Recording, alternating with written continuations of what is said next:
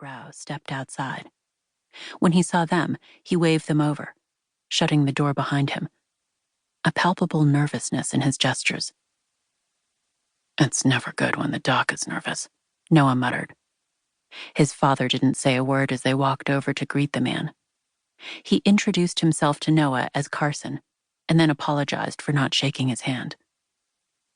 That was a giant red flag to Noah even before the man got right to his point.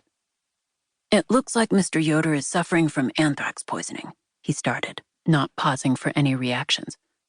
"In itself, that's not necessarily a scary thing. Anthrax poisoning can occur naturally in soil and infect cows and people.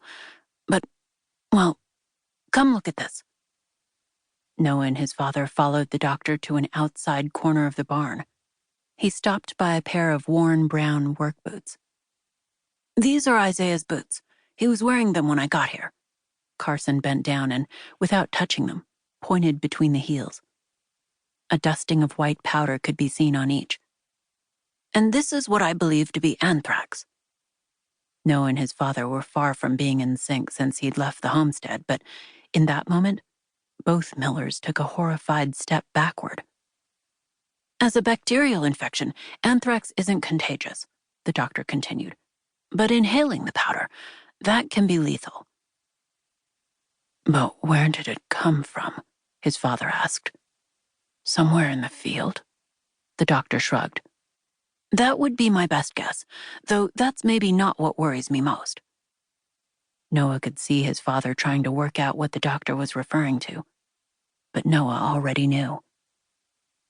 "Does this mean that someone put the anthrax in the field intentionally?" Noah asked.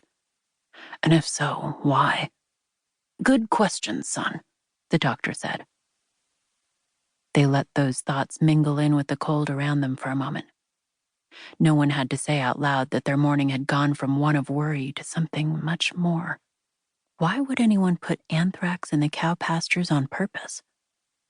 Why would anyone target the Amish community like that? Another flash of movement pulled Noah's attention away from his current thoughts, back toward the dirt road that led from the Yoder farm to the main one. Someone was running toward them. A teenager. And he was terrified. Noah's adrenaline spiked at the sight. He started to run toward the boy, his father and the doctor behind him. When they met him next to the pasture's fence, he glanced at the dead cows without an ounce of surprise, and then put his hands on his knees to try to catch his breath. "What's wrong?" Noah hurried. "Are you hurt?" The teen shook his head and then pointed wildly behind him. "No, but my father and brother need help," he panted out. They collapsed in the pasture at our farm."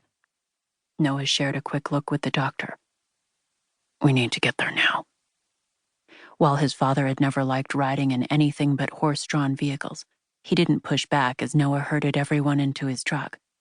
Instead, he got into the front seat and directed him to the farm of the boy's family, while the doctor asked the teen questions in the back seat.